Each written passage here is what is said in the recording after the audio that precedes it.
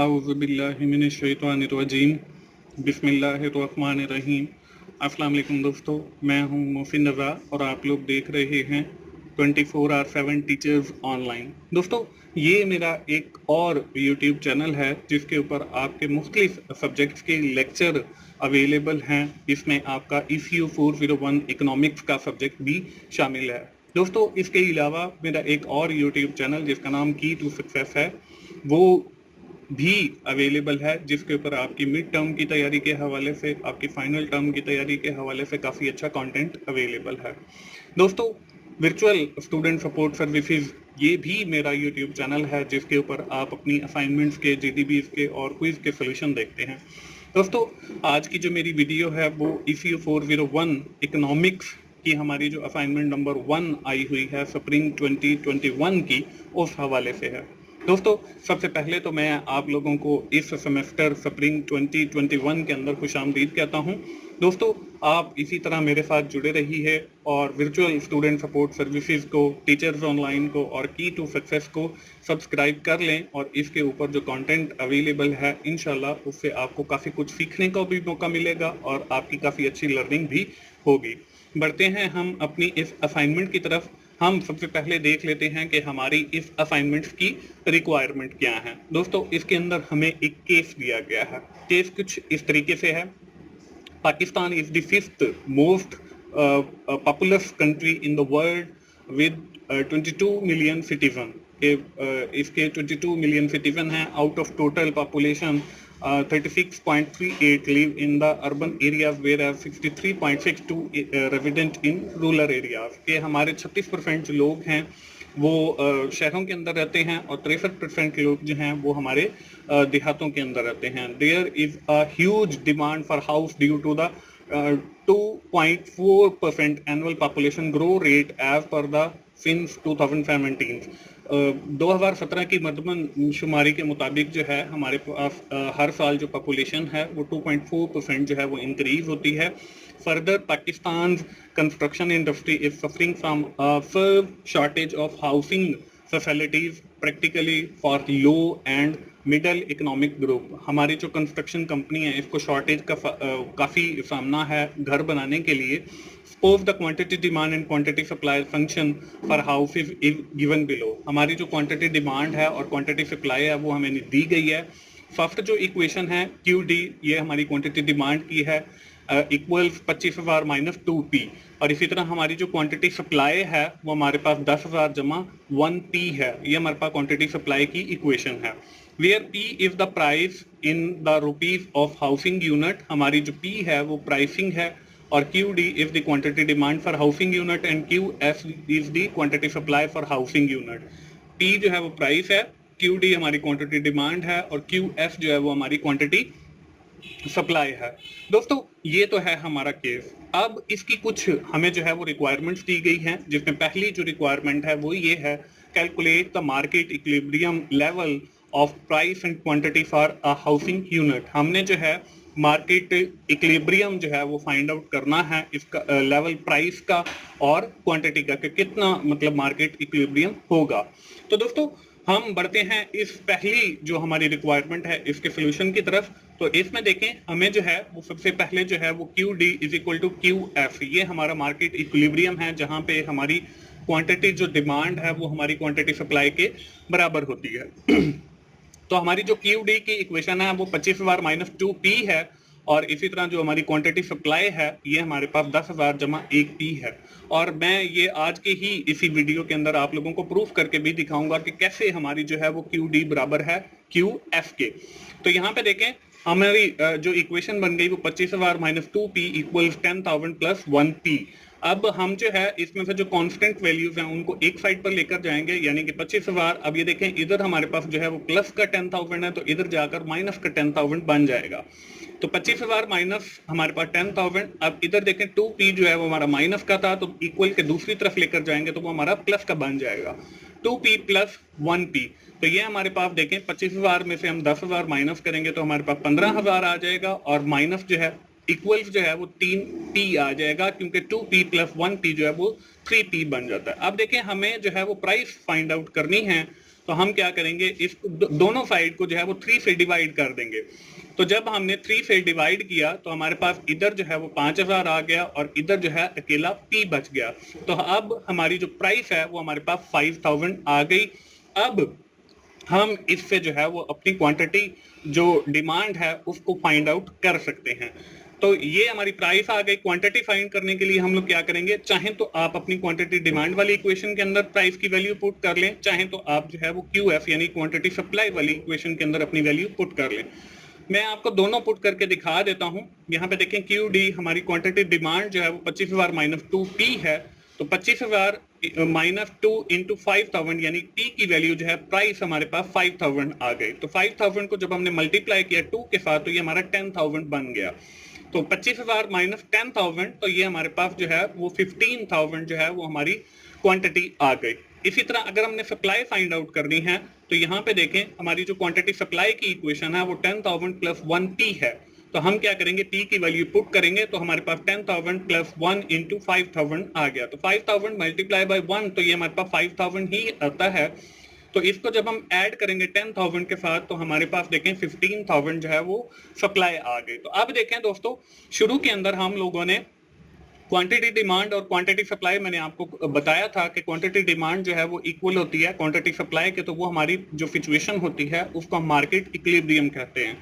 तो दोस्तों यहाँ पे QD is equal to QF लिखा और मैंने आपको बताया था कि ये मैं आपको साबित भी करके दिखाऊंगा। तो यहाँ पे देखें हमने ये जो क्वांटिटी फाइंड किया और सप्लाई फाइंड किया, तो ये देखें हमारे पास QD जो है वो 15,000 आ गया है और जो QF है ये भी 15,000 आ गया। यानी कि हमारी जो क्वांटिटी है वो हमारी सप्लाई के बिल्कुल बराबर है।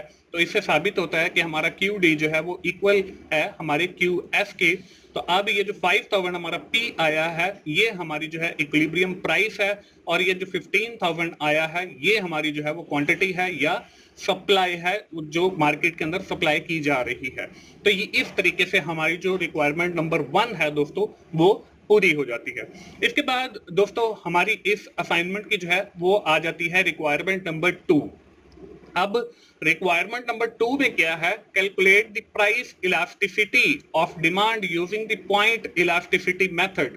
हमने जो है price elasticity of demand calculate करनी है by using the point elasticity method when the construction industry is in equilibrium and interpret the result. और हमने जो है वो उसको इंटरप्रेट भी करना है। तो दोस्तों हम जो point elasticity of demand calculate करते हैं उसका जो फॉर्मूला है वो कुछ इस तरीके से है, delta Q divided by delta P और multiply by P divided by Q। इसमें जो डेल्टा Q है यानी कि चेंज इन क्वांटिटी, इसके बाद है हमारे पास डेल्टा P, तो ये हमारी चेंज इन प्राइस आ जाता है। उसके बाद मल्टीप्लाई है, P से मुराद जो है वो प्राइस है और Q से मुराद जो है वो क्वांटिटी है। अब देखें हमारी जो पिछली रिक्वायरमेंट थी रिक्वायरमेंट नंबर 1 उसके अंदर देखें हमने P यानी कि प्राइस भी फाइंड आउट की थी, इक्विलिब्रियम प्राइस जो कि हमारे पास 5,000 थी और इसी तरह हमने क्वांटिटी भी फाइंड आउट की थी सप्लाई जो कि हमारे पास 15,000 थी। अब देखें हमारे पास डेल्टा Q और डेल्टा P नहीं है, वो हमने फाइंड आउट करना है।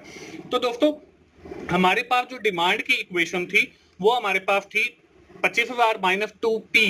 तो जब हम उसका डेरिवेटिव लेंगे यानी कि डेल्टा लेंगे तो वो हमारे पास -2 आ जाएगा।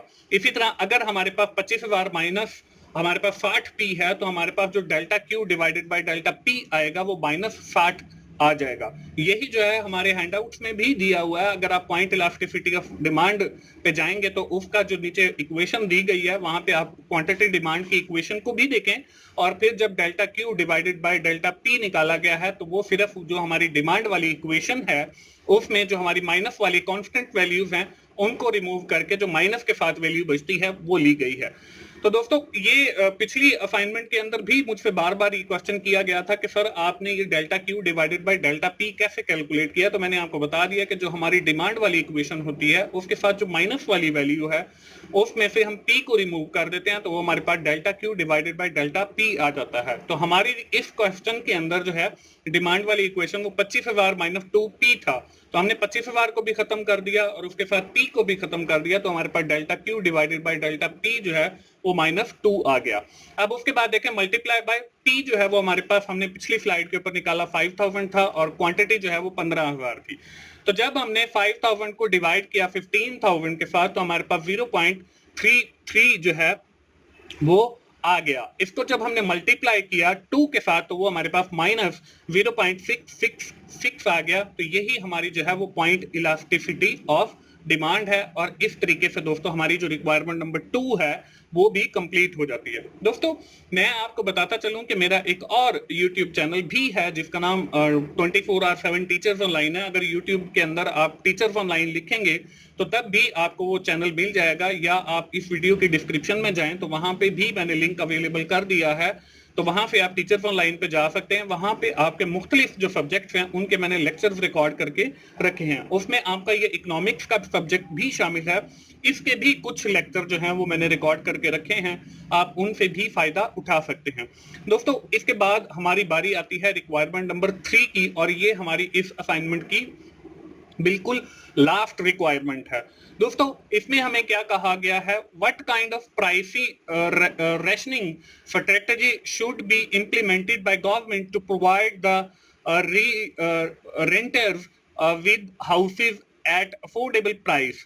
कि हम जो है कौन सी रेशनिंग प्राइसिंग स्ट्रेटजी को फॉलो करेंगे ताकि हमारे जो है रेंटर जो हाउस जो है वो रेंट पे लेते हैं उनको अफोर्डेबल प्राइस के ऊपर मिले। Also mention the impact of this strategy on equilibrium quantity demand and equilibrium quantity supply। और ये जो हम प्राइसिंग स्ट्रेटजी फॉलो करेंगे इसका इक्विलिब्रियम क्वांटिटी डिमांड के ऊपर क्या इफेक्ट होगा और इक्विलिब्रियम क्वांटिटी सप्लाई के ऊपर क्या इफेक्ट होगा, ये हमारी तीसरी रिक्वायरमेंट है। दोस्तों हमारे पास जो है रेशनिंग जो प्राइसिंग स्ट्रेटजीज हैं वो दो हैं। एक हमारे पास प्राइस सीलिंग है और दूसरा हमारे पास प्राइस फ्लोर है। दोस्तों प्राइस सीलिंग और प्राइस फ्लोर के हवाले से मेरा काफी अच्छा कंप्रीहेंसिव लेक्चर अवेलेबल है टीचर्स ऑनलाइन पे, आप उससे भी फायदा उठा सकते हैं। तो यहाँ पे जो है मैं आपको due to the shortage of time आपको थोड़ा सा आइडिया दे देता हूँ कि प्राइस सीलिंग जो है वो आपकी समझ लें कि मैक्सिमम प्राइसिंग है, और जो प्राइस फ्लोर है वो आपकी मिनिमम प्राइस है। तो आप इसको ऐसे भी याद रख सकते हैं कि सीलिंग से मुराद वो छत होता है, फ्लोर से मुराद जो है वो फर्श है। तो सीलिंग यानी कि सबसे हाईएस्ट प्राइसिंग और जो आपका फ्लोर है सबसे लोएस्ट प्राइसिंग। तो इस केस के अंदर हम जो है वो प्राइस फ्लोर जो स्ट्रेटेजी है उसको यूज करेंगे। उसकी वजह ये है कि इसको हम सपोर्टिंग स्ट्रेटेजी भी कहते हैं। दोस्तों इसका जो इफेक्ट है वो ये होगा कि हमारी जो सप्लाई है वो इंक्रीज हो जाएगी क्योंकि प्राइस जो है वो कम है, और हमारी जो प्राइस है वो डिक्रीज हो जाएगी क्योंकि प्राइस फ्लोर स्ट्रेटेजी के अंदर मैंने आपको बताया कि प्राइस कम होती है, और जो हमारी डिमांड है वो इंक्रीज होगी, या जितनी हमारी डिमांड है मार्केट की वो हमारी पूरी हो जाएगी। तो इस तरीके से दोस्तों हमारी जो रिक्वायरमेंट नंबर 3 है वो भी कंप्लीट हो जाती है। तो दोस्तों ये थी हमारी असाइनमेंट ECU 401 इकोनॉमिक्स की। उम्मीद है आप लोगों को आइडिया मिल गया होगा कि आपने अपनी असाइनमेंट कैसे बनानी है। दोस्तों आखिर में मैं फिर यही कहूंगा कि आप 24/7 टीचर्स ऑनलाइन को जरूर विजिट करें, और वहां पे जो मुख्तलिफ सब्जेक्ट के लेक्चर्स अवेलेबल हैं जिसमें CS 101 है, MGT 101 है, CS 201 है, MGT 201 है, CS 601 है, ECU 401 है, और भी मुख्तलिफ सब्जेक्ट हैं, कोई 20 सब्जेक्ट हैं, उनके लेक्चर्स हैं, आप उनसे भी जरूर फायदा उठाएं। दोस्तों मिलते हैं अगली किसी असाइनमेंट सोल्यूशन के साथ या GDP सोल्यूशन के साथ। उस वक्त तक के लिए मुझे इजाजत दीजिए। थैंक यू वेरी मच दोस्तों, अल्लाह हाफिज।